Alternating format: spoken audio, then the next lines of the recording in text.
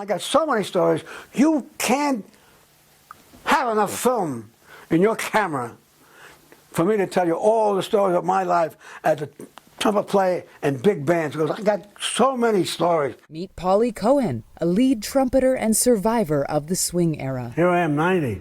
I never thought I'd be 90. We'd like to introduce Pauly Cohen.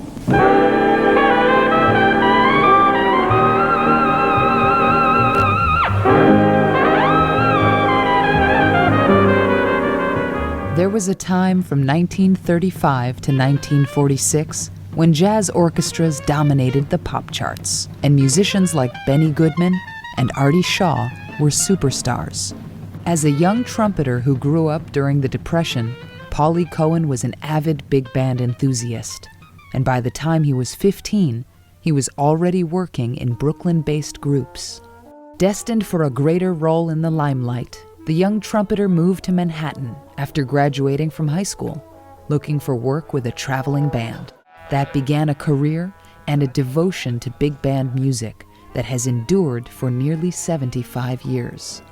Today, the swing era may be history, but Pauly Cohen still leads his own big band in South Florida, now home to the swing era veterans who play in his orchestra.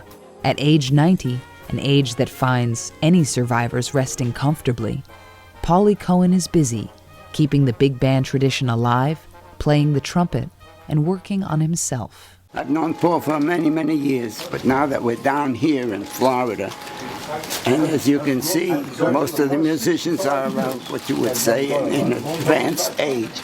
We're still very grateful that there is a man that will provide a library and a place to play.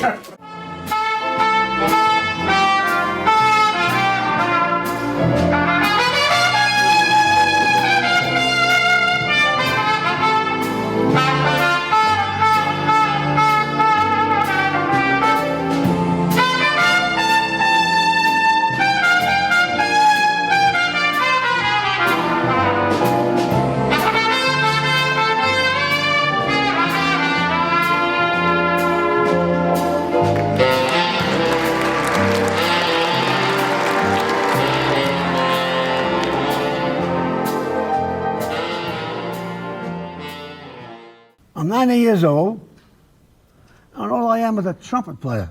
Pauly is a guy who has not only done it, meaning he's been a professional musician for 70 plus years, but he's done it right. He's done it well. I grew up in Brighton Beach in Brooklyn, and I learned how to play the trumpet from my father. And when I got to be 8 years old, he said, "Bobby, come here." He used to call me Bobby, never Paul. I was always Bobby at home. It's short for Bupkis, whatever. I want you to play over here. It says America. Can you see what it says the 1 and 3, 1 and 2? Those are the buttons you put down to play the melody. Now I want you to play America. Da da da da da da da da da da. Here I am playing it. Okay. Where you going? Come here. Play it again. All right. Well, my father. I'll play it again. I played it again. Then I went out and played. Now from then on, I thought playing the trumpet was easy. Nothing to it. I say my whole personality has changed. In 1950, I believed I was right in everything I did. Ha! Now, I question almost everything I did, or everything I do.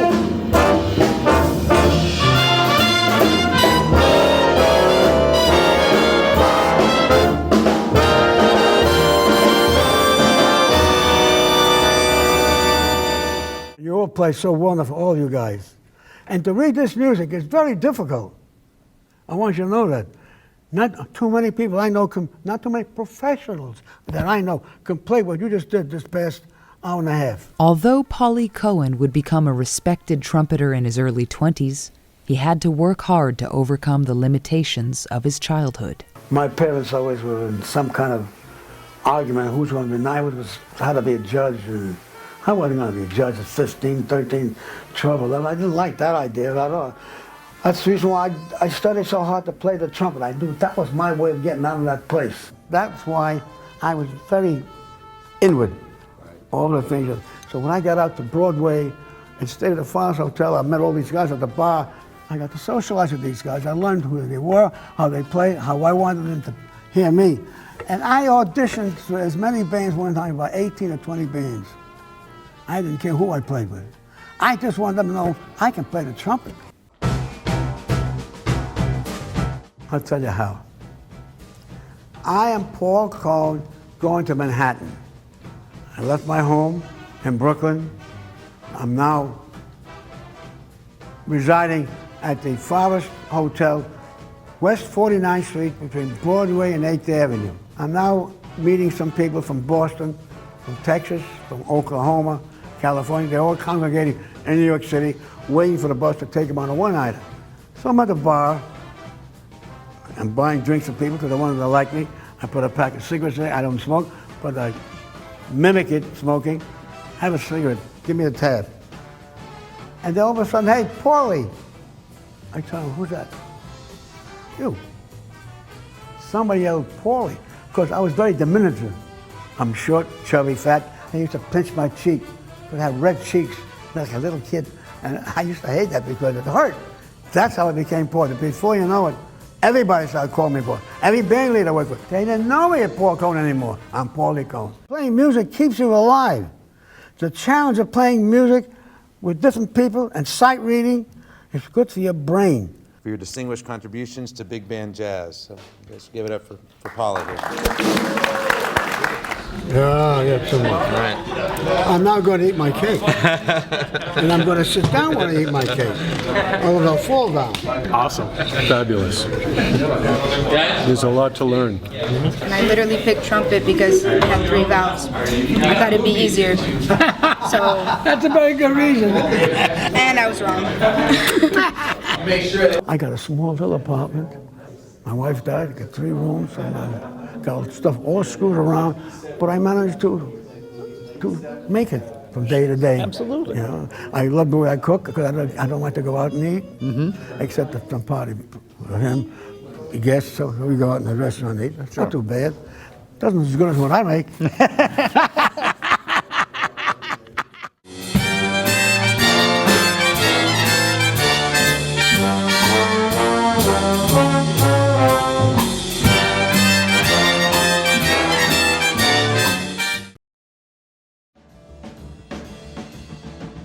Playing the trumpet is a Herculean task. Soloists are revered, but for other musicians and big band enthusiasts, lead trumpeters are the superheroes. There are trumpeters who play with taste, and others who have strength. The lead player needs both, living in the stratospheric upper register, the most demanding and exhausting range of the horn, while simultaneously providing an interpretation of the arrangement that everyone else can clearly follow. For over 50 years, Pauly Cohen played the lead trumpet part in trumpet sections in Hollywood and New York recording studios, at CBS and other staff orchestras, in show bands backing Frank Sinatra and Tony Bennett, and in the big bands of Charlie Barnet, Tommy Dorsey, Artie Shaw, Quincy Jones, and Clark Terry. Somebody needs to be in charge. That's your job. You want to be a lead trumpet player? You have to lead. Lead trumpet player means that you take the responsibility of your voice leading this band. Musicianship has to be pretty high because they sometimes have to interpret things and create lines, create musical phrases while playing. You're able to get that same sound and rip the notes up, going ta-ta, you go, exciting, you know? So we played it again, and Pauly took it up an octave, and it was like one of the first times that I'm sitting next to somebody that strong and that musical, and I'm just thinking to myself, like, holy Jesus, how does anybody play like this? Your attitude to play lead trumpet means that you're the boss. And even though a little snot nose, I wanted to be the boss. And you come in exactly the way you're supposed to come in to let them know this is how you're supposed to come in. Don't be late, don't be early, be with me. I've always been in charge, lead trumpet player.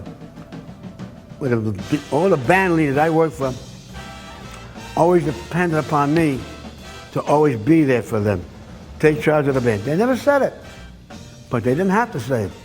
They paid me well for being a lead trumpet. So I understand what it is to take charge.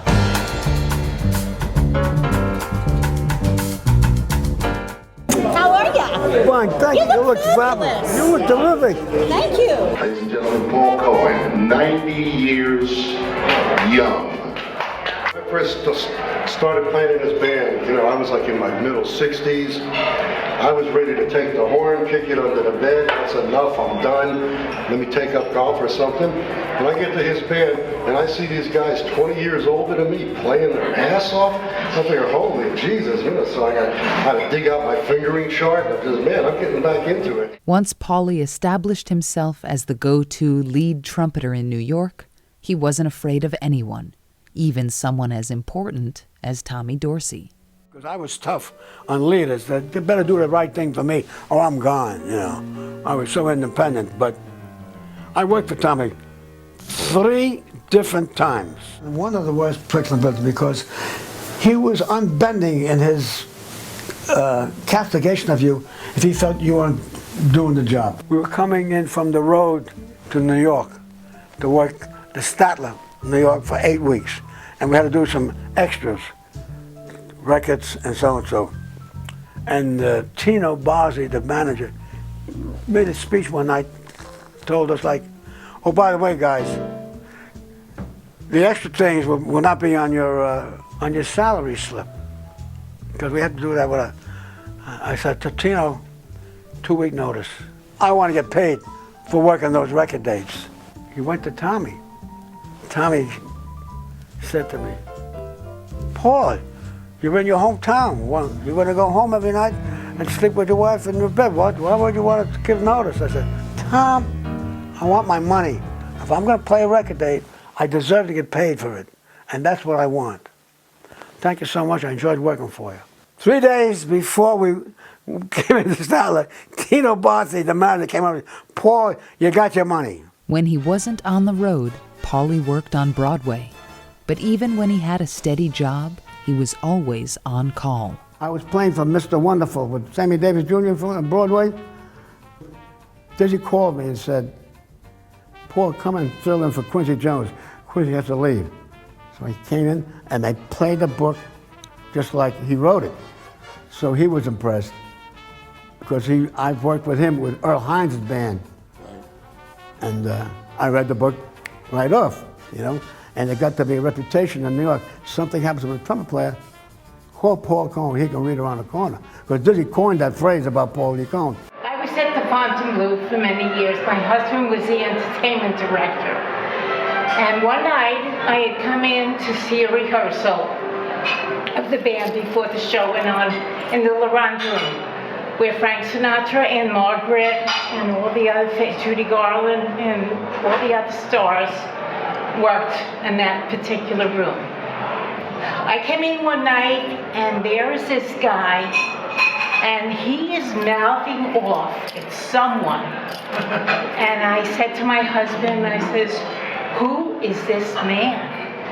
And he says, his name is Paul Cohen. Don't listen to what he's yelling at, but when he puts his lips to his instrument, the trumpet, there was nothing more that you can say. I think I separate myself from my playing lead trumpet to my life, but maybe I don't. A very dear friend of mine, Harvey Strand, I worked with him, and he told me, Paul, you're a little too confrontational. He put it politically. He said, what you need is go to a psychoanalyst. I'll give you my psychoanalyst. You should go to him. I was very intimidated by people because I was a hick from Brooklyn. And I didn't have the culture that some of the people I worked with had more culture from where they came from, their background, than I did, And I felt that intimidation many times. I was very aware of people talking about me, even though they weren't. Oh. Before that, I thought I was the only one. You're laughing. And let me tell you something. There was a trumpet player in Charlie's Bar We used to go there to have drinks at the musician's bar. There's a guy sitting at the end of the bar by himself drinking, and he would be laughing. He'd be talking like this, and he'd be laughing. Like he had somebody told a dirty joke. It was him telling himself a dirty joke. Somebody else told him. He just remembered it. That was pretty fun. Now that's pretty out there. He's pretty out there. So I said, look at him. I think I got problems. What about him? After I left analysis, I realized that whatever I feel about myself, that I'm not that good at something or not strong or understanding of something, I said, well, everybody got problems, so maybe I'll find some other way. One thing about analysis does, it makes you understand that you're still the boss of who you are. You now take charge of yourself and you're going to start changing a little bit. When somebody says something about something and you overhear it, don't think it's about you.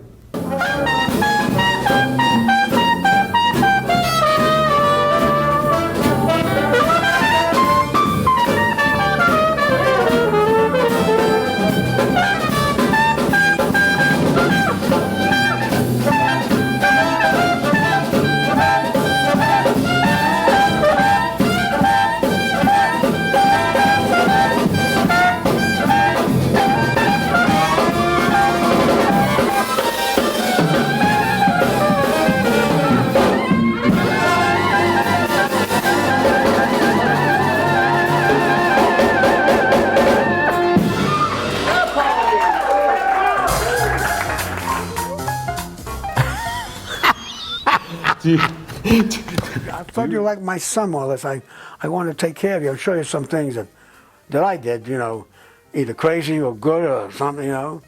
It's like a kaleidoscope. You have the camera on. Watch what Pauly Cohen. He was recommended to me as a teacher by Sam Ulano, drummer and drum teacher of some note. And I met him in the pit, which is where, if there was any justice in the world, he'd still be. When we met, I talked to you like the same. Never thought you were a kid. I would come for lessons on Wednesdays between shows in the pit of the Broadhurst Theater. We would sit in the trumpet section. He could really play the trumpet. Played it with a gorgeous sound. I was really interested in the sound. He was a stern teacher, very stern. Some might say abusive. I jest only slightly. I mean, he was really about no kidding around. And he clearly had an interest in my learning to play this instrument and taught me things that I really needed to know. What happened afterward was I had got a call to join a band in Florida. And they needed a trumpet player, and they needed one more trumpet player.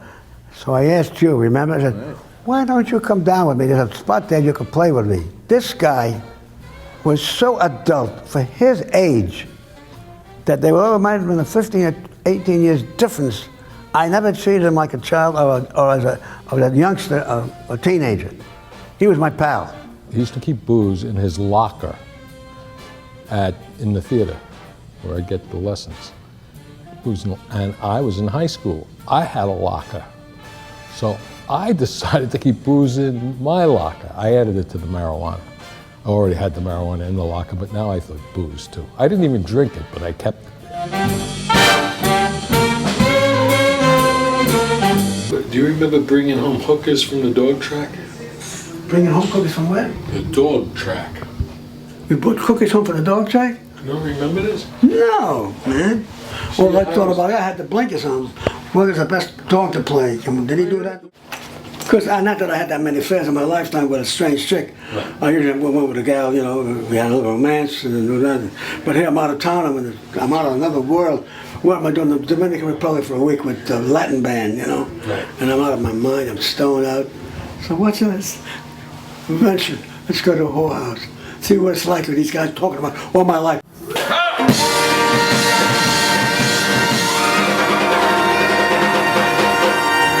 Well, I used to take Richie everywhere I went because I was in my gambling phase. I would go to the dog track at night, and in the afternoon I'd go to the racetrack because I thought I was a handicapper. I didn't realize I was handicapped. And I had some real good days and I had some really bad days, you know, not too smart. I thought I could beat those. You can't beat the races, but I enjoyed just the action, because I wanted the action. We once drove by a highlight place. Yeah. And I said, Pauly, why don't we go in this highlight place? And why aren't we betting on this? Right. He says, I don't bet on people. Presentable? Very. Okay. I thought so.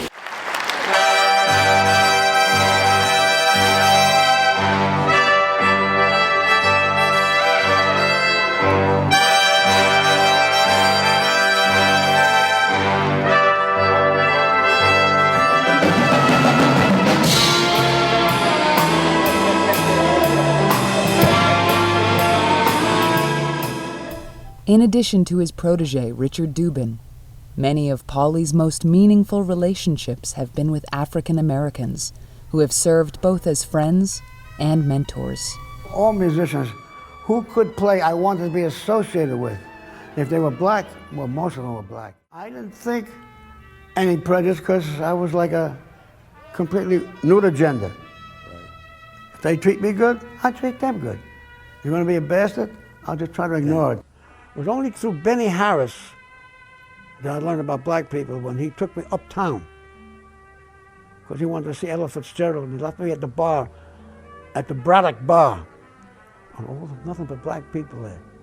And he said, give him a drink and I'll be right back. And nobody bugged me.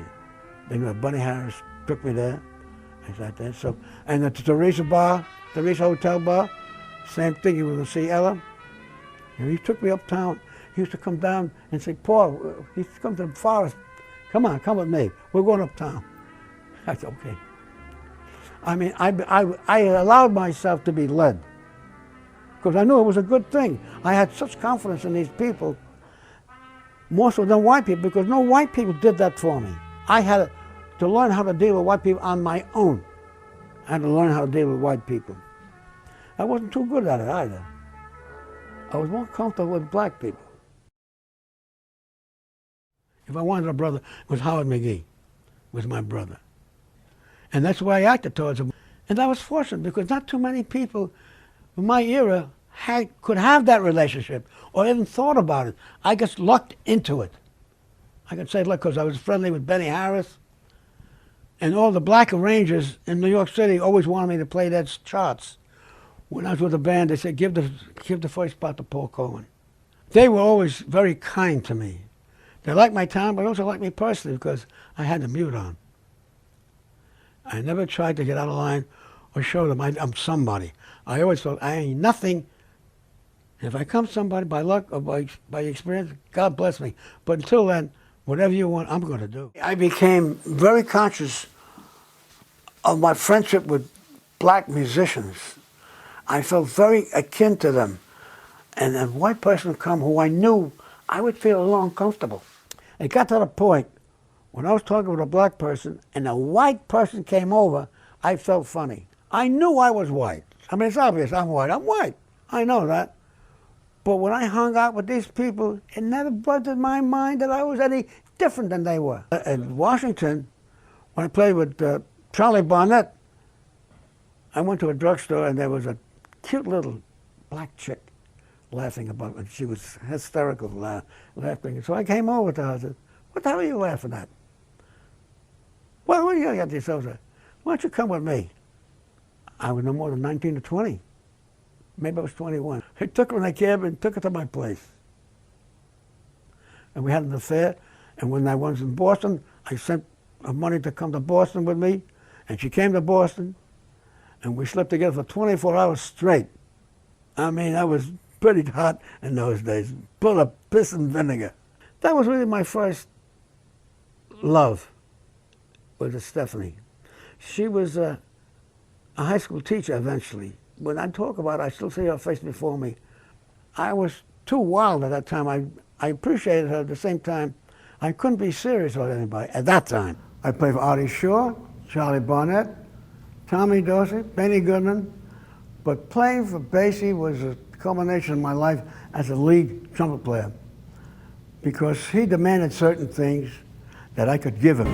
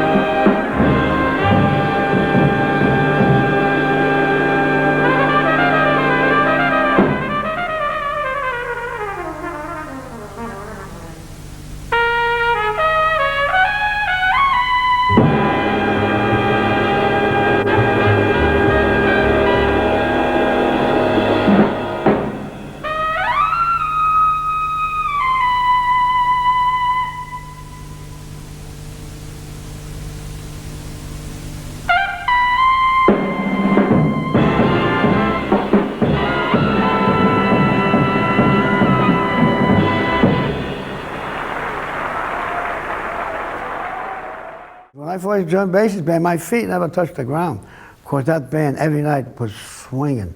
And I loved swinging bands. All lead players set the tone.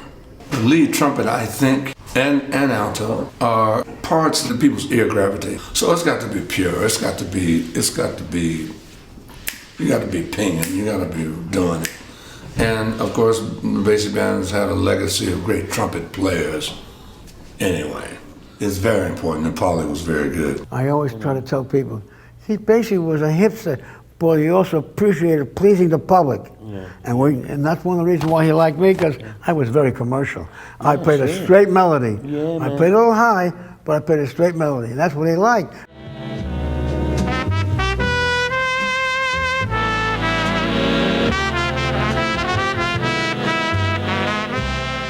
I only have my band 20 years. He had his band as long as he lived, from Kansas City on. And he was a great guy to work for. So when I wanted to leave one time to go with my wife, we had 2 days off on Thanksgiving. We were in Detroit. We were going to go to Detroit. We were someplace else. I wanted to take off that day instead of going with the band and laying off someplace. I was going to go to New York and fly back to Detroit. And I said, I got a trumpet player, black trumpet player, take my place, so you'll have somebody there. So he says, no way. Bass, you would deprive me of a vacation with my wife, and I got your trumpet player, and he said, well, I want to get the trumpet player. And I don't want you to go, because it's an important day. We're playing a musician's lodge, you know. It was important for me to be there. You can't walk. I said to Bass, how long have you had a band? 40, 50 years? How many guys have replaced in this band? And I can't leave for 2 days. A day off, 1 day off? I don't think that's right, Bass. I'm going to do your date. But I want you to know I'm not going to be here too long. Now we introduce Pauly Cohen on trumpet. Paul has a request for Poor Butterfly.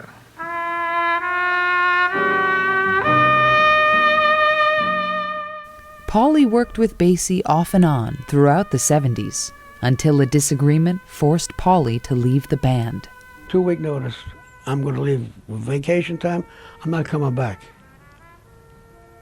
And I didn't talk to him or look at him for 2 weeks. I let him know. And he suffered a great deal because he missed me. Because he knew I loved him, and he knew that he loved me. And the very fact that he was stupid about that one day, that's the reason why. So that when I was in Miami, I got a call from the manager to join the band in March. I said, no way. Basie wants you. Basie didn't like the very fact, if you come back, he wants you to look at him. I said, I don't work for Basie anymore. He said, get yourself another trumpet player. I took exception to the fact that he was a man, my father image. If I ever had wanted my own father, it would be Count Basie. That's how much I love this man. I went very much in love with him. When he rejected me for that one day, it hurt me. It hurt me very much. Like nobody hurt me in years. And he didn't know it. Because he knew I'd break my balls to make sure I would make something the very next day for him. Which I did for Miami, I'd do anything for him. And he turned me down. So I acceded to his request. Hurt that I was, but I know that was the end for me and him. I couldn't take it. I just couldn't take it. So that when I saw him in Atlantic City and I was working with Rehearsal International, I was very glad to see him. I forgot about it. It's all over. And I said, I heard the band, and boy, that band sounded, you got a good band here. And you know what he said? But there's no butterfly here. Because he loved me the way I played Poor Butterfly.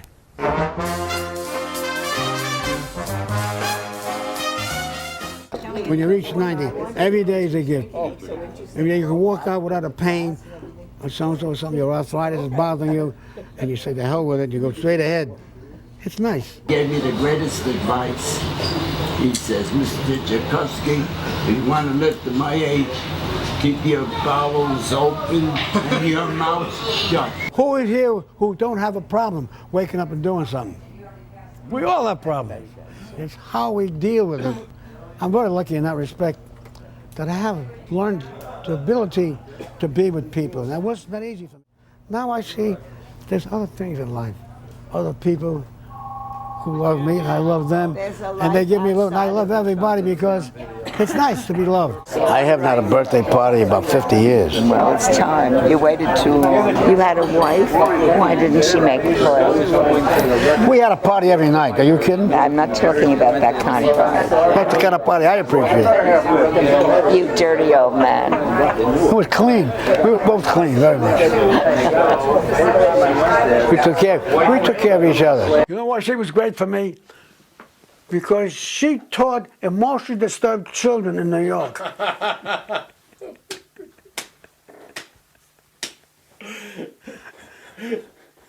Special ed. She taught special ed. And I never realized how important that was for me until much later in my life. I say, no wonder she was good to me. She dealt with crazy people, people that could hurt her. I miss, of course, that special ed approach. Happy birthday to you. And make a shimmer lechel. Happy birthday, dear. And somebody sticks it in. Right? Happy birthday to you. And thank you all.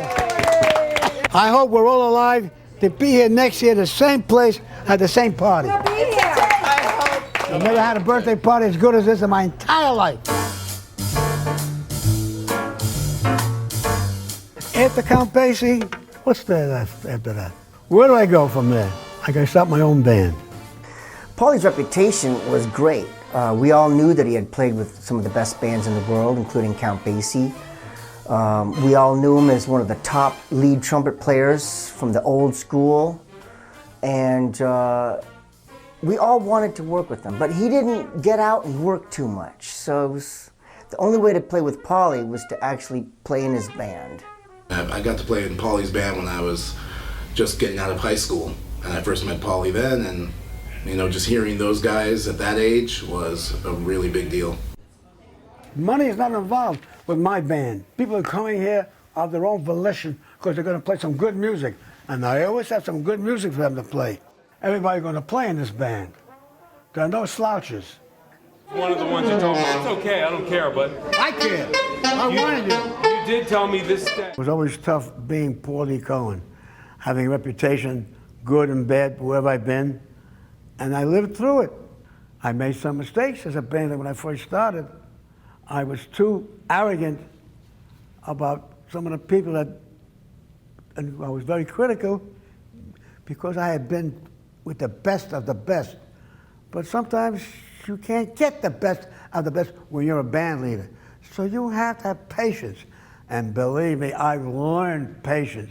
You read my mind. But you should have a more accurate log where you write down, okay, date, this is who's coming, this is who's not coming. Would you like to come to my apartment and straighten me out? The personal changes because a guy has an appointment with a doctor, his wife is sick, he has to go there, he's got to check his health out. You've got to replace this man. And you only have 1 day a week to rehearse. 1, 2, 1, 2. Wait a minute. Hey! Let's go with this band. Where's that trumpet player? Oh, you're over here. All right. 1, 2, 1, 2, 3, 4.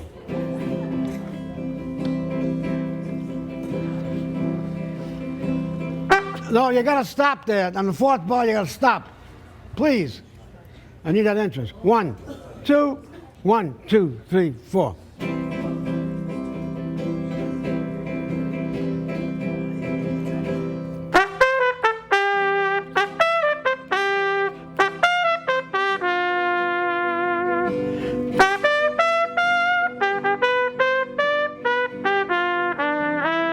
No, we're not together temper-wise. The lead alto.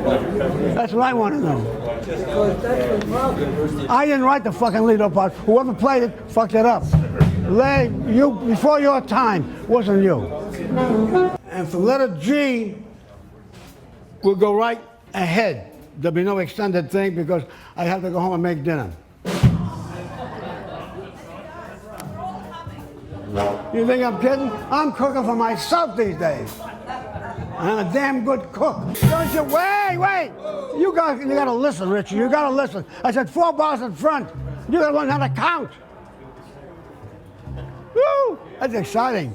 1, 2, 1, 2, 3, 4. 1, 2, 3, 4. The guy is a phenomenon. He wears hearing aids in both ears, and he claims to be a little bit hard of hearing, but he hears each musician, and if he has 17 musicians on the stand, he hears each note they play, and he can tell if they're an eighth off, a quarter off, if they're slow, if they're out of tempo, if they hit a clinker, and he's not afraid to stop the band and do it from the top again.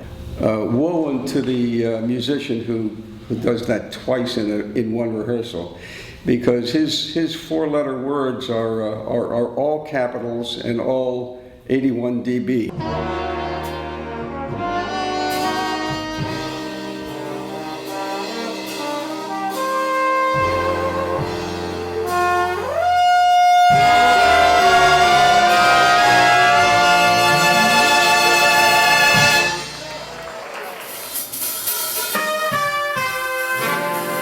He enjoys what he does, but he's deadly serious about it. He wants what he wants, and what he wants is as close to perfection as he can possibly get it in each number, in each solo, and if he figures he has to do it again and go from the top 3 times, and he kills the musicians, it's part of the price he has to pay for a good rehearsal.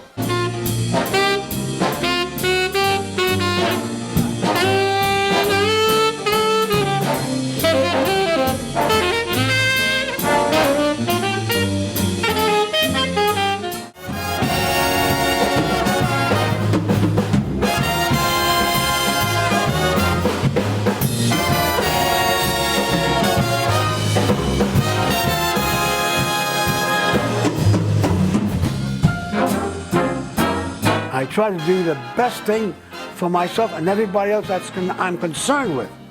I'm concerned with more people. When in 1950, I had the blinkers on.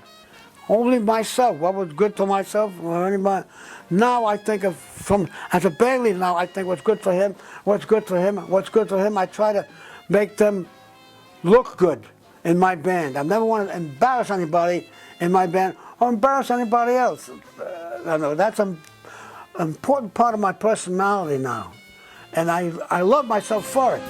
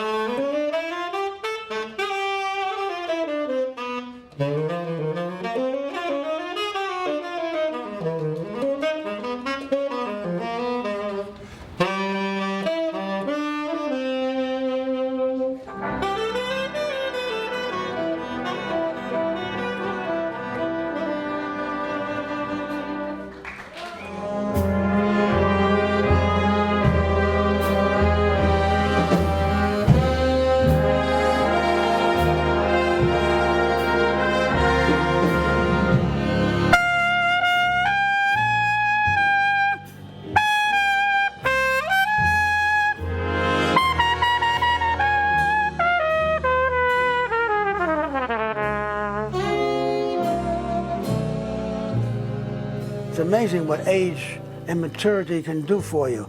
You may lose a lot of things, but you gain an awful lot so that you can keep going and take it easy on yourself. Love yourself.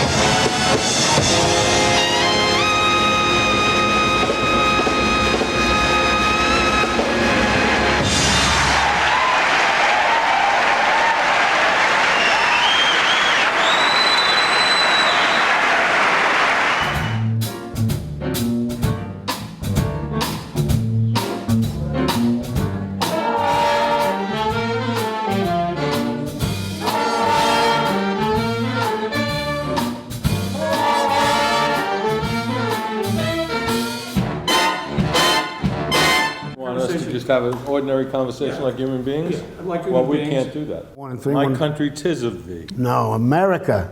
My country, 'tis of thee, mother. Da da da da da da da da da da. So I played it. That song. That song. Into the That trumpet. song is called My Country, 'Tis of Thee. That's just the first words. That's not the title. The title is America to America. Period. America the Beautiful is a whole other That's another song. Yeah. America the Beautiful. America the Beautiful is a different song. Then America? Yeah. What about I Want to Be in America? That's West something Side you might have Story. written. I want to be in America. Da, da, da, da, da, da, da, da. I know that tune. No, I just wanted to straighten that